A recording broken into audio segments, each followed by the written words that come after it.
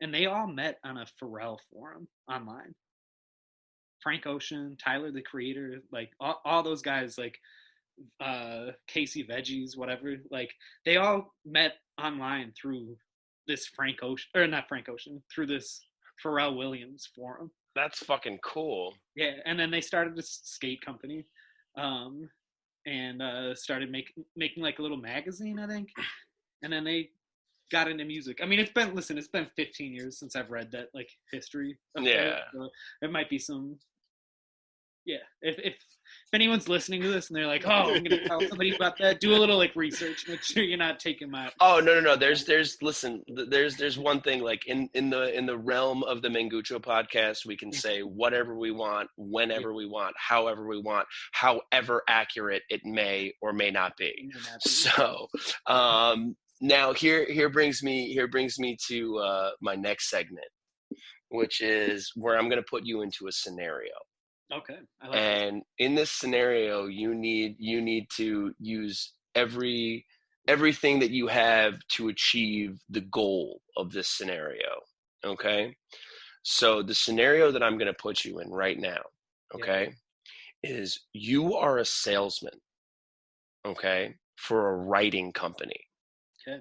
Right? And it's very, very important that you land this really big contract. Okay. Okay. And the For really a writing company. yes, the Right. really big contract that you have to land is with Brazzers.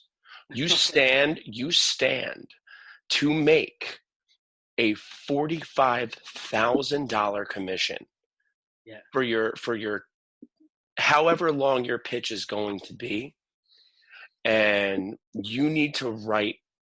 You need to pitch them the idea for this porno that uses 4 midgets. Oh, okay. Okay. Yeah. Which you will have to individually name. Okay. One of them, actually, only 3 of them you'll have to name. One of them is named Horatio because I just like the idea of Horatio and fellatio. So, all right. And it involves a one-legged woman. Okay. But you have to explain to them why it's really important that you're using songs from The Little Mermaid. Okay. All right. You I don't can. know if I'm high enough. It's so funny. Hold on. All right. So here, I'm gonna give you a minute. We're gonna cut to commercial break. While you're thinking about this. So just all right. Here we go. We're gonna cut to commercial break. The Mingucho Show is brought to you by black markers.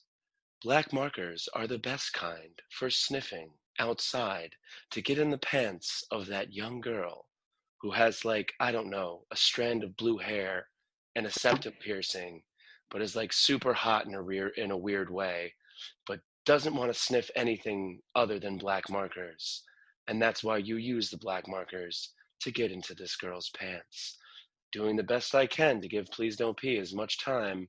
This sounded a lot funnier in my head. Black markers. And we're back. And we're back. All right. So I'm pitching a porno to. Is it Brazzers or Brazers? I don't know. I don't know. Does anyone know? Who cares? Maybe it's Brizzers because you jizz when you watch it. Everybody knows how to pronounce Pornhub, right? Yeah, that's true. Yeah, but and they got so they don't need in their little like they don't need to say Pornhub in that. Yeah. But I feel like Brazzers, they should maybe say. No, they go Brazzers. The world. I mean, I don't know. I don't know what they say. I don't know what they say. Yeah, I've never. Yeah, no. Yeah. So I'm okay. Okay. The title of the porno, is Scissor Act. And it takes place at a convent in California, where there's a church that's struggling to pay their rent.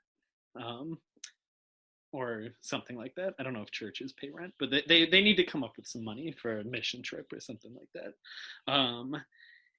And they're like, attendance is down. People aren't really like, giving to the, putting their money in the basket or whatever, putting their seat in the table, and so they got to raise some money, and some of the nuns come up with a show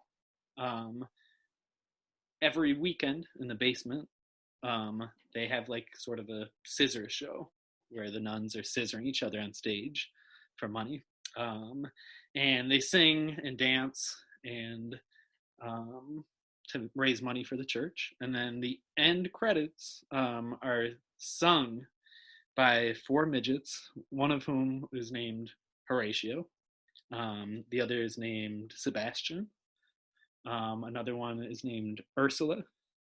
And another one is named Flounder. And there's a one-legged woman who has red hair. She looks a bit like a mermaid because of the one leg. And they sing the credits. Yeah, that's it. That's the porno. Are you buying it? Do you feel like that I tacked that on a bit? I'm honestly like I'm a man of many words, and like you just left me speechless with that fucking incredible nun pun called Scissor Act. You're fine. You got the account, bro. Fucking A right. All right. Yeah. All right. It will work for Brizzers. For Brizzers. Which is like the generic version of Brazzers.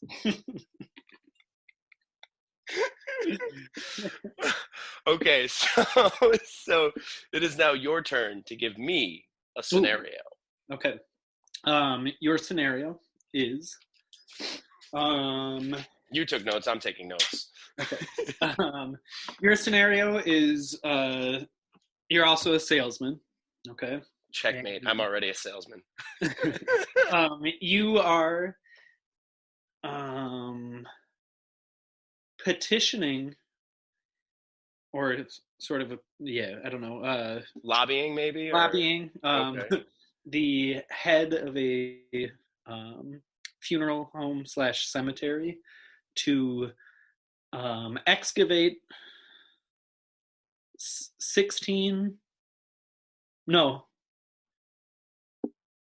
800 pounds of human parts for experiments.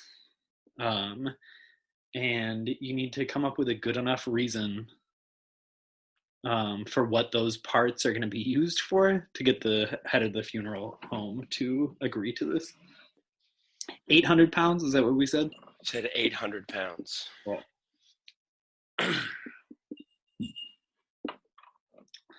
do we need to cut to commercial? Yeah, it's your turn for a commercial. Okay. I'm not. Okay, so welcome, everyone. We are selling, my name is Jeremy Fruit Snacks, and I'm selling fruit snacks to the world. We've got all kinds of creatures and all kinds of flavors. We've got lemon, lime, cherry, and just plain fruit snacks. No flavor. If you like the feel in your mouth, you're going to love these fruit snacks. You can get skunks, you can get turtles, you can get snails, any kind of fruit snacks you want. Get them here. Jerry Fruit Snacks is my name. Jerry Fruit Snacks at angelmail.com. That was great. That was way better than my commercial. You like it? Yeah. Wait, what do you mean? Oh, that commercial? Yeah, that just played. That was like, it was great. Like, I mean, I'm so happy with like the level of sponsorship that we're attracting here at the Mangucho Show. It's you must be bringing in a lot of money. Yeah. The dividends will certainly pay. As far as having a seat at the table. Yeah. And all right, so I just can't. I'm really looking forward to my cut. too. I'm glad we talked about that before. Yes, we did. Every guest will receive some form of payment in, I don't know, dick and balls form, or like, Yeah, whatever you need.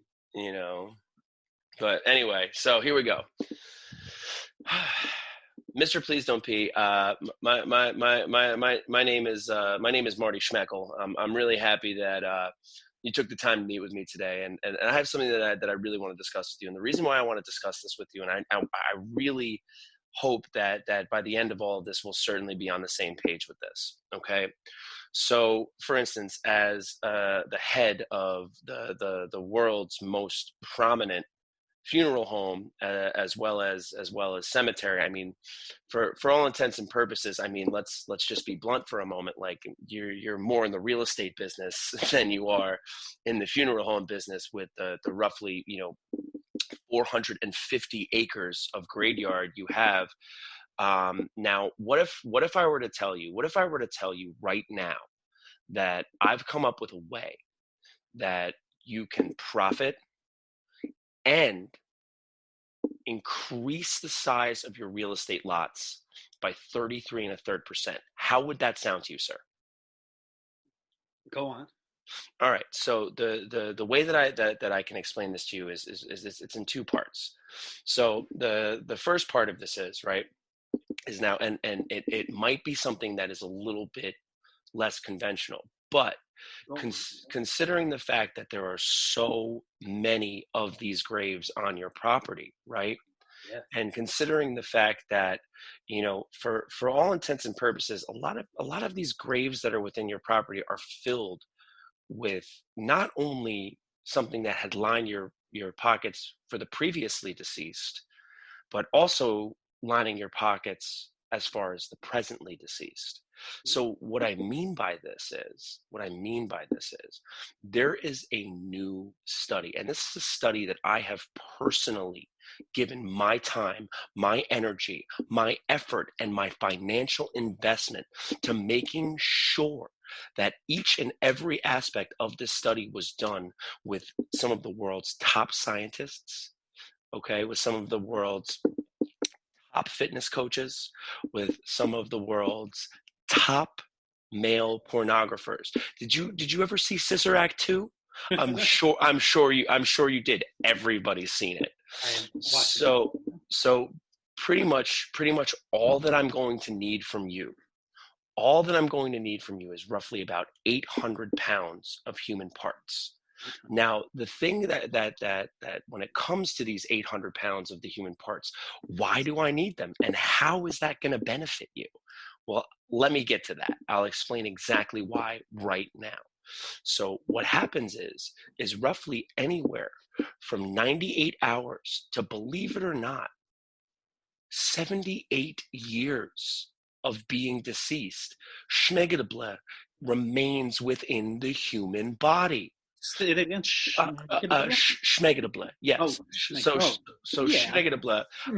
I'm sure that you're not necessarily too familiar with that. You know what I mean? It's kind of a new thing. This for a long time. All right. So then you certainly know that Schmegadabla is something that is kind of always been in existence, but nobody's ever really tried to make any sort of innovations with it. And nobody's toxic for my graveyard. It can be, but when Schmegadabla is taken in a controlled way, right?